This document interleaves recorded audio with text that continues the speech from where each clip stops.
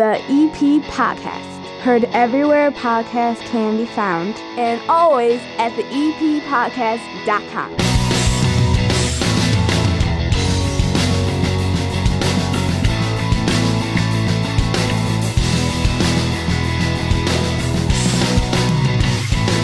Sitting down here at the 9-foot homemade oak bar, I have a couple of Brother Rice students and a village trustee. Now, this is a combination that I would just have never have thought that we would have down here, but they're all doing something really good and important and very cool. First off, I'm going to get to the students' names before I forget them, so that's why I'm going to do it. We have J.D. Maloney right here, and then we have Danny Sheehan? Yes. There we go, I nailed it. All right, and you guys are both from Brother Rice Juniors, right? Yes. Okay, and I'm going to ask you what you're up to and why you're involved here, but we also have village trustee Jeannie Olson here. How are you? Hello, I'm good. How are you? Thanks for having us back. You giggled the moment I said village trustee. I do. It's still Are you weird. used to it yet? Like No. you're the newest of all the trustees because you ended up, getting the position where the mayor was in. And when that position opened up, you moved in there. So you're like the least tenured, but I would imagine you're very busy. I mean, I know you guys have the meetings every other week. We do have the meetings, and I actually did run this past April.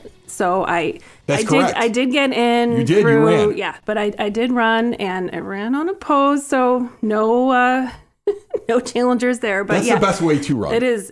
So I am the newest, the youngest.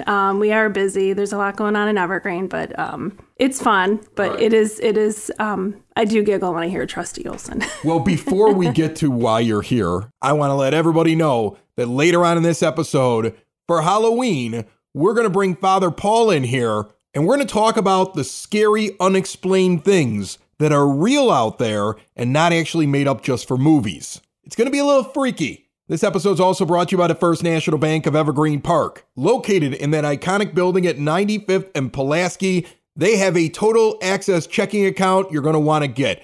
$300 bonus when you get in there with the qualifying activities. You also get free ATMs nationwide. That means any ATM you use, they're going to pay the fees back. That makes it free. The new online banking tools are so easy to use. I have transfers set up with accounts outside of the First National Bank of Evergreen Park where I'm drawing it to that account or sending it out. I schedule them in advance. I put notes in there for my bookkeeping. I can check it on my phone whenever I'm like, ooh, did I do that right? And then I get notifications sent to me as the process is happening. And there's no overdraft charges. Even if I make a mistake, I'm not going to pay for it. Stop in and see your community bank. Speak to them in person. They're really friendly people.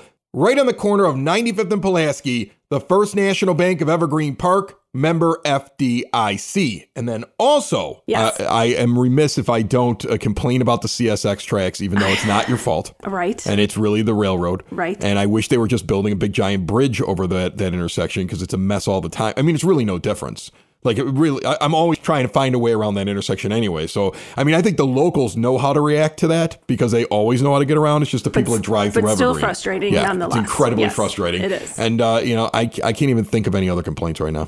Everything seems very good around here. If that's your only complaint, Chris, Yeah. I'll take it. Yeah. And I'm right there with you, the tracks. I hate the drivers around here, but I can't do anything about it. I mean, unless you put a cop on every corner, we're not going to be able to stop them and make them stop at stop signs and drive properly. Yeah, and if you see, we now have those blinking lights that love the blinking lights. that say how fast you're going. Yeah. I think some people see that as a challenge.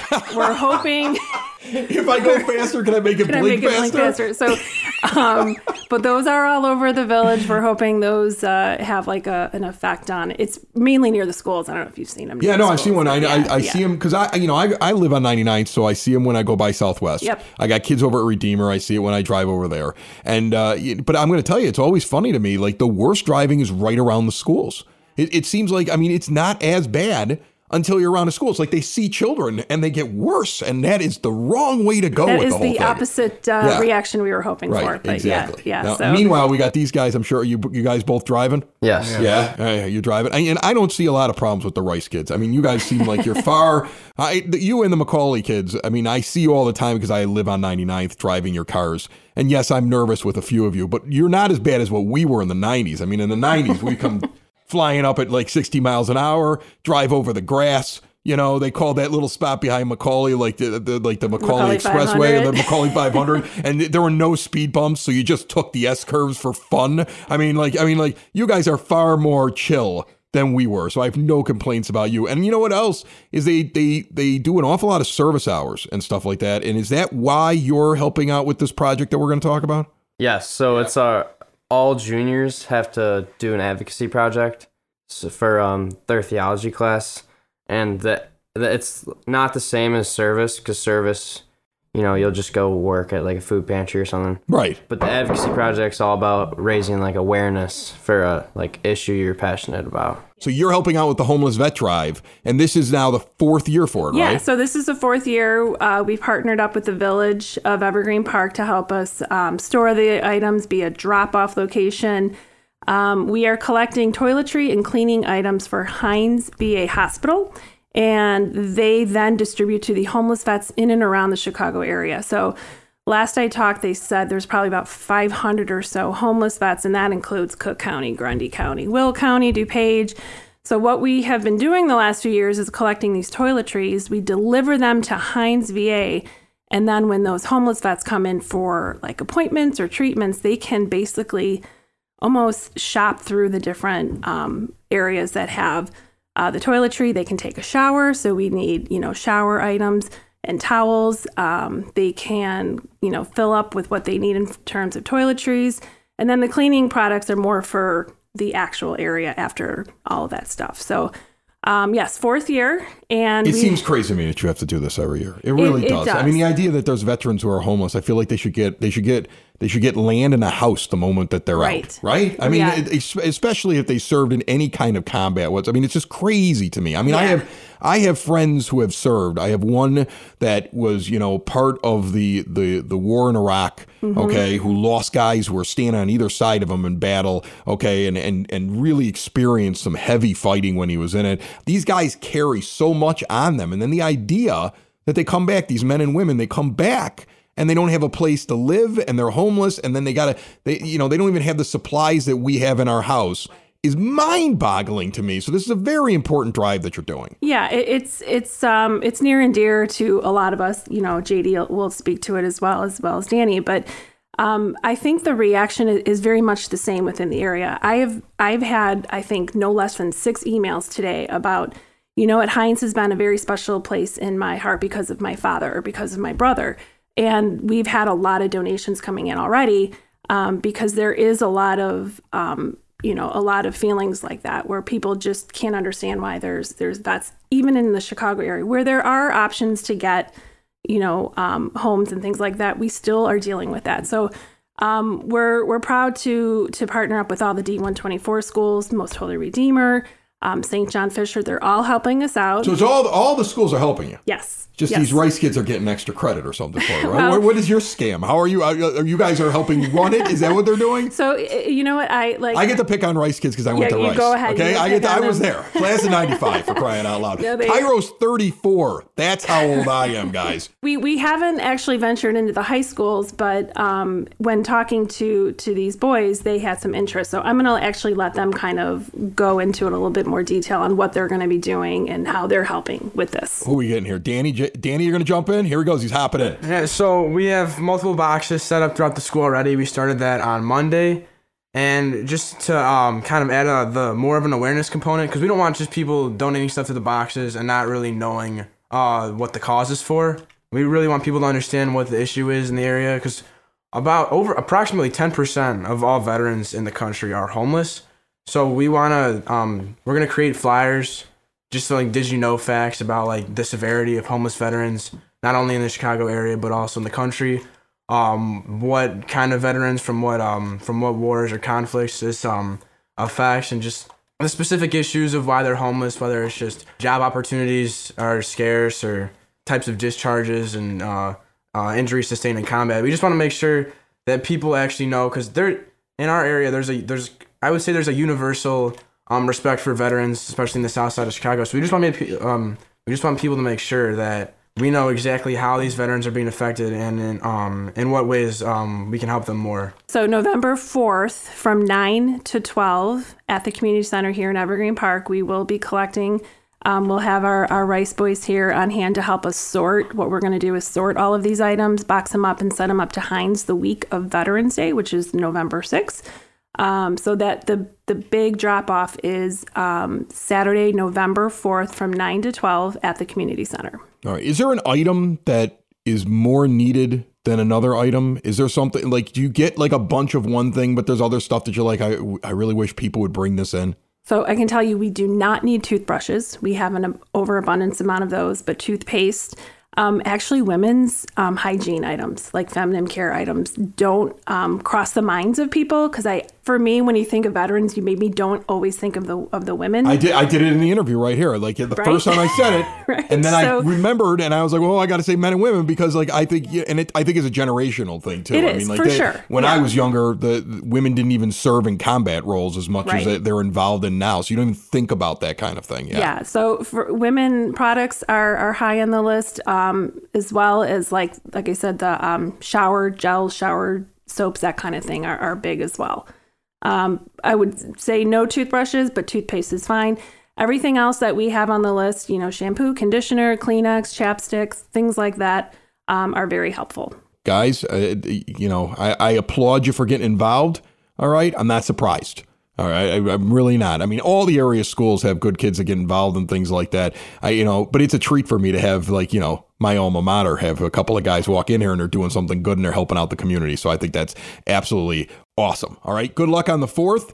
And good luck with the drive. Is there any phone number, email site, a website, something else you want to give out? Or just remember November the 4th. November the 4th. We're plastered all over social media. Village of Evergreen Park social media has the flyer if you're looking for the list of items, as well as a QR code that will hook directly to Amazon, and you can ship right to Amazon to Heinz Hospital. So if you can't make the drive, if you're unable to leave your house but would still like to donate, you can go on to the many social media sites of Evergreen Park and find that QR code within the flyer. I thought of one more thing I wanted to bring up to you as a trustee before you leave. One more thing for you. Don't worry, it's not a complaint. It's a complaint that was given to me about the show, where somebody came up to me and said, you have to find somebody else to do trivia against Marzullo because Anderson keeps getting himself completely destroyed and it's embarrassing. So they're like, stop bringing Norm on to get beat by Mark Marzullo. I don't know if I can go up against Mark Marzullo. Really? I mean, I've born and raised Evergreen, I am, but the thought of going up against him and his vast knowledge, I would be happy to be on your show in any other capacity. I am not going up against Marzullo. I'll go up against Norm. How about that? You go up against Norm? Well, maybe we'll try that one in the future. Jeannie, thanks so much. Thanks for having us, Chris. We appreciate it. Thank you. Thank you. Building relationships, supporting the community, and service. These are the things that Country Financial stands for. They're more than just an office you may pass by as you drive through Evergreen Park. They're neighbors who lend a helping hand and support the fabric of your community, including charitable organizations, sports, financial education, and civic organizations.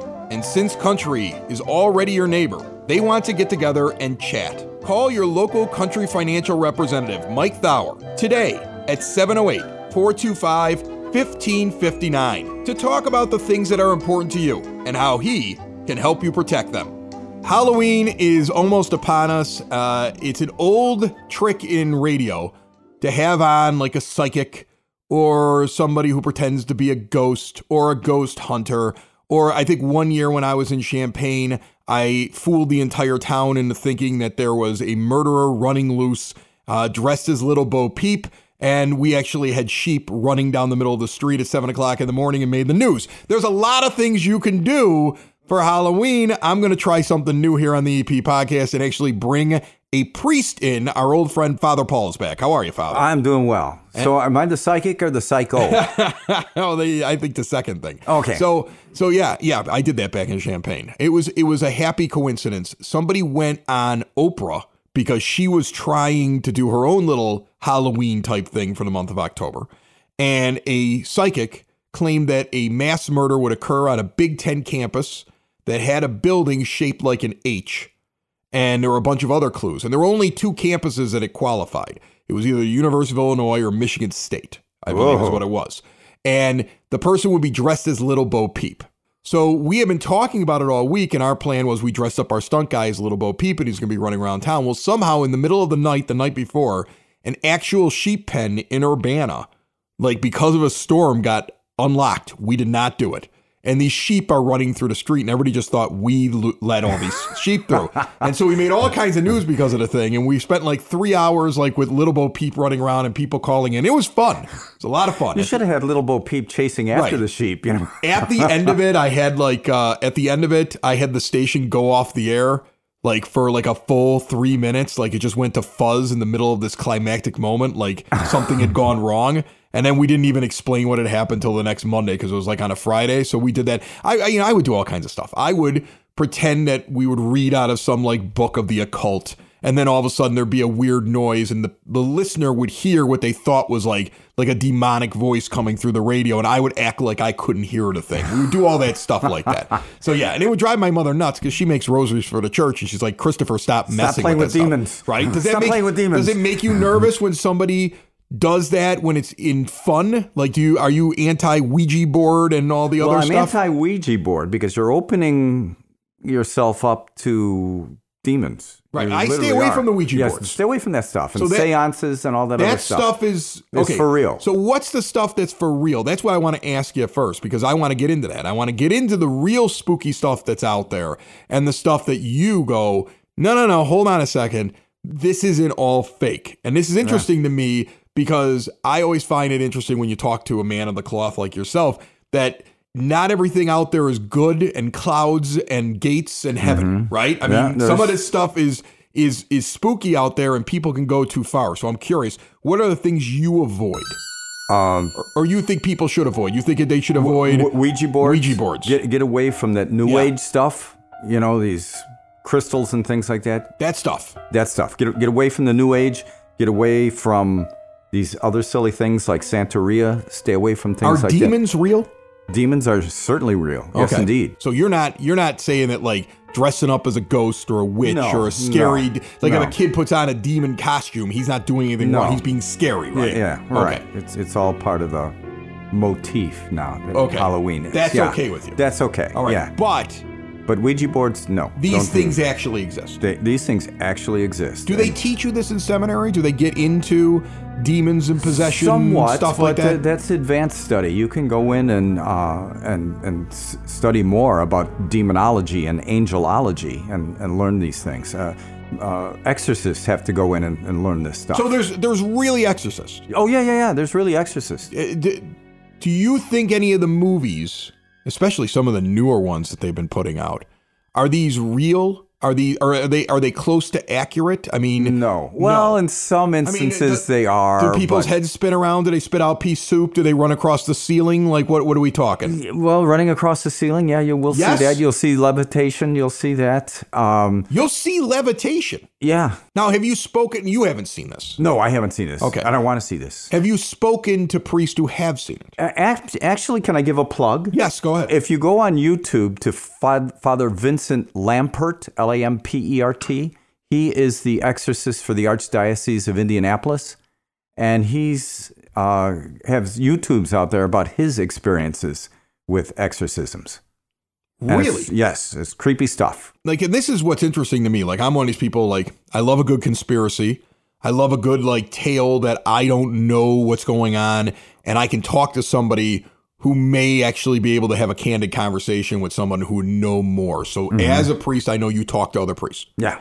Is this something that comes up, you guys talk about? And I know it doesn't necessarily need to be around this holiday because it's a year-round thing. It's a year-round thing. This is something where you go to school, you learn it a little bit, and you come across priests. Is there, like, you know, do you hear stories like, hey, by the way, did you hear that Bob, you know, had a possession like over in such and such diocese, and he had to get an exorcist, or what? You don't really see so much possessions, but I've had to deal with the first level, infestations. What's an infestation? And basically poltergeists. And I've had... Yes. Okay, so poltergeist. Yes. Not exactly ghost. No. Poltergeist. What is a poltergeist? Well, if you look at the word itself, it means playful ghost in German. But basically what it is infestation of lower level demons. Okay, so when there's a poltergeist, because here's the thing, like I know in the movie, the idea was they were Their house was built on an Indian graveyard. Right. And then the idea was these were actual ghosts. Mm-hmm. But you're saying poltergeists are demons. Are demons lower level demons. Lower level demons. Okay. Yes. Well, there's basically 4 levels of being harassed by a demon. There's infestation is the first one, the simplest one. Right. Then there's obsession. Then there's oppression. Right. And then finally possession. Right. So in possession, and that's when you're floating around, and that's when you go into the mirror and your face is bleeding, all kinds of crazy, and they will just, as like a group, they're like a gang. They just show up at the house. Like, how do they show up? Sometimes you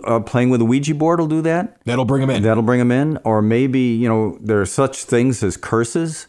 Maybe the house was cursed. Like, you're telling me somebody could place a curse on my house because they're mad at me, and they could actually have even if I do everything right, don't mess with Ouija boards, act right, do right, going to church all the time. Yeah. I've got the chalk on the door because, you've put it up there before. Mm-hmm. I've got my picture of Jesus in the front. Mm-hmm. I've got my palms inside of the house. I've got a couple of rosaries laying around. There's a bottle of holy water that my mother dropped off that's still sitting on one of the shelves here. Mm-hmm. Like, I go to church, and even with all that, there's such a thing as an actual human being can place a curse on somebody else? Can place a curse on somebody else. And a lot of times what happens, they'll curse their children. And then the child has demons latched onto it.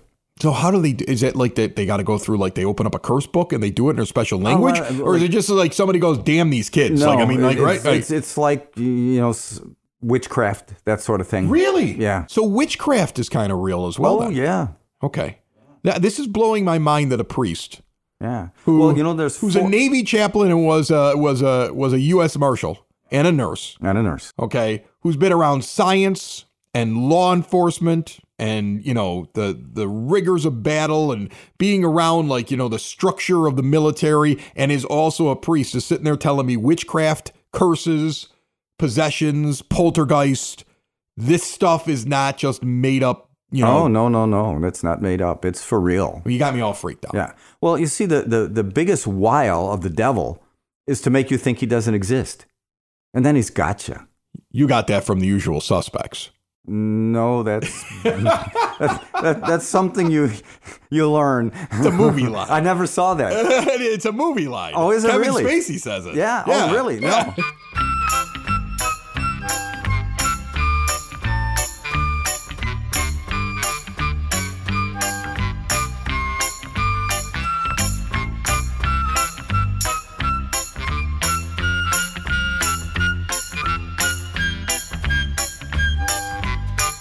Stick around, my friend. We're going to get to some ghost stories here in a few minutes. It's now time for your EP podcast, Word on the Street, brought to you by Spoke and Vine Wine Bar and Bottle Shop, northeast corner of 95th and Kedzie. They have a wine for every palate, and sometimes I go in there and try something that I think I'm going to hate, and I love it. I did not know that French Merlot was better than California Merlot until I went there. I've always said I'm not drinking the Merlot, but I'll have the one they have there. Stop in and see them, ask them what I'm talking about, and see more at spokenvinewines.com. The Evergreen Park Mustang football team lost their final game of the regular season. They're still in the postseason, but now in their bracket, on their side of the bracket in Class 5A, they are a 12 seed, and that puts them on a road trip to Sycamore, Illinois, where the 6-3 Mustangs will take on the 8-1 Sycamore Spartans on Friday at 7 p.m.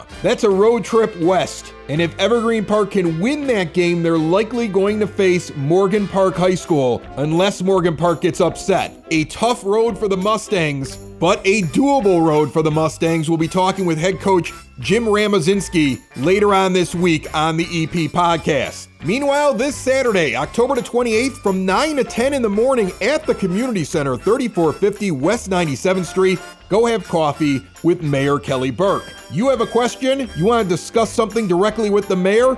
Go do that on Saturday. The last farmers market of the year in Evergreen Park is happening this Thursday, the 26th, 8 a.m. until 1 p.m. at Yukich Field. I'm heading out there. Probably going to get my pumpkins finally. I always wait till the end because I don't like the squirrels eating them. That closure at 94th and Kedzie, CSX has, hopefully, It will open up again to traffic later on this week. Maybe in time for me to drive down Kedzie Avenue to the farmer's market on Thursday. Maybe.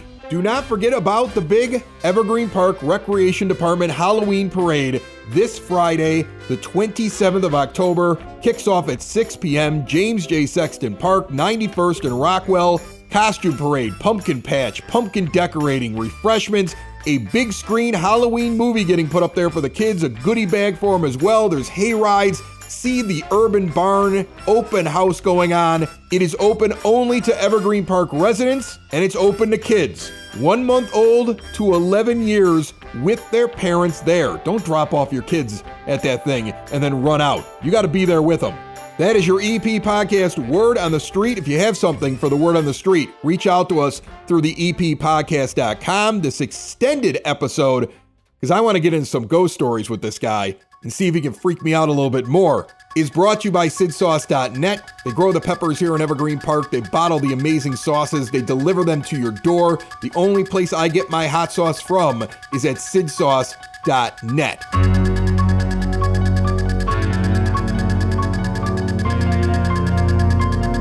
Speaking of spirits. Yeah. Distilled? Yeah, well, yeah, we're having some of that right now. We're having a bourbon. We're having you can't sit around and talk with a priest about demons without having a little drink, because this is kind of creepy. Have to be slain in the spirit, I suppose, and they're all distilled right now. Yeah. This is kind of creepy. Yeah. But speaking of spirits, are ghosts real?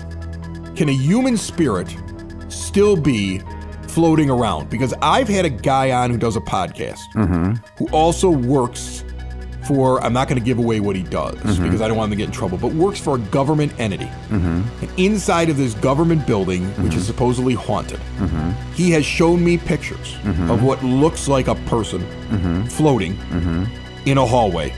And I've seen it, and I believe him, and I'm like, okay, that seems real. Is it real? It could very well could be. So what's with these people? They can't get into heaven?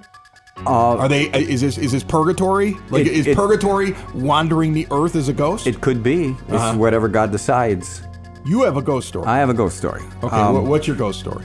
It was in college, and I was home for a summer, and I was laying on my bed in my room. I'd kicked my shoes off, right? So I'm laying on bed, and I'm actually reading The Hobbit, okay? And as I'm reading The Hobbit, I hear this shoe slide across the floor. And I looked, and I said, did that shoe just slide across the floor? And I was staring at it, and I was just saying, did that happen? And then it scooted some more across the floor. You watched the shoe move? I watched the shoe move. You watched the shoe move? Yeah, I watched the shoe move, and I said, oh, well, okay. And I went back to reading. What? Yeah. I would have run out of the house. No, it was like... And I would have lit the house on fire on the way out. Just moving shoes, so... Just moving shoes? So I don't care.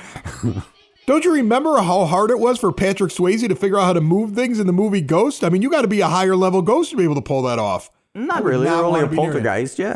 Poltergeist? Yeah, it's only a little poltergeist. That's pretty low level demon, just moving shoes around. You know, there is a hierarchy of demons. I don't want to hear about it. Well, yeah. I worry that talking about this stuff is going to make them come find me. Well, you know, there's a hierarchy of angels. There's 9 choir of angels. Right. Well, the angels fell. Well, they stayed in the same level of choir that they're in. So you have demons of upper level that actually command the lower level demons. So you have that same hierarchy among the demons. Do they ever get promoted?